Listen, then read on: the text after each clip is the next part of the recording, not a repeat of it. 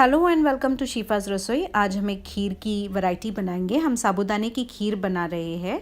तो ये एक डिफरेंट टाइप ऑफ वैरायटी है साबूदाने को अपने खाने में यूज़ करने की।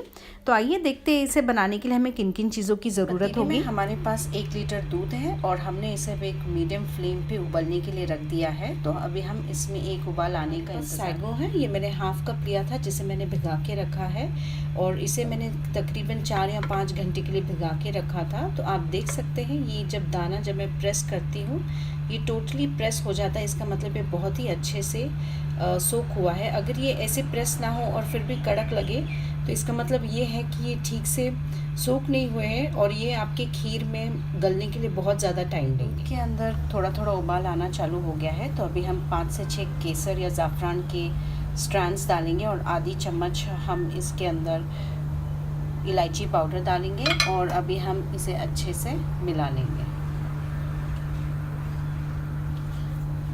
इसे मिलाने के बाद ही अभी हम तुरंत इसके अंदर हमारा भिगा हुआ साबूदाना डाल के फ्लेम को मीडियम पे रख के इसे कंटिन्यूस चलाते जाएंगे। आप अभी इस साबूदाने की शक्ल देख सकते हैं कि ये बिल्कुल भी पका हुआ नहीं है, ये अभी भी अनकुक्ड ही है। तो जब तक ये ट्रांसपेरेंट हो जाए हम इसे पकाते जाएंगे और हिलाते जाएंगे ताकि ये नीचे जाके चिपकते हैं।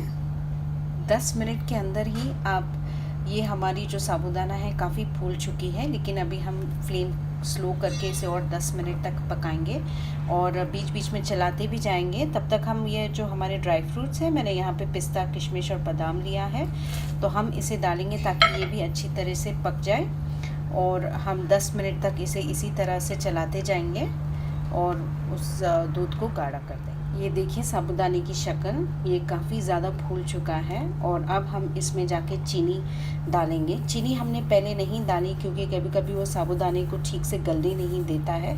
तो यहाँ पे मैंने बस थोड़ी सी हल्की सी आधा टीस्पून जो चीनी है उसे मैंने छोड़ दिया है। चीनी आप आपके हस्बे ज़ायका डाल सकते हैं। मैं यहाँ पे हाफ़ कप डाली हूँ और इसे मैं फिर अभी 5 मिनट के लिए फिर से कम आंच पे इसे उबलने दूँगी। हमारी इस खीर को उबलते हुए 5 मिनट हो चुके हैं और मैंने इसका टेस्ट भी किया है। तो ये जो खीर है इसका शक्कर मेरे हिसाब से बिल्कुल भी सही है, तो मैं बची हुई शक्कर इसमें ऐड नहीं करूँगी और जो साबूदाना है वो भी अच्छी तरह से इसमें पक चुका है। तो अभी हम इसे सर्व करते हैं।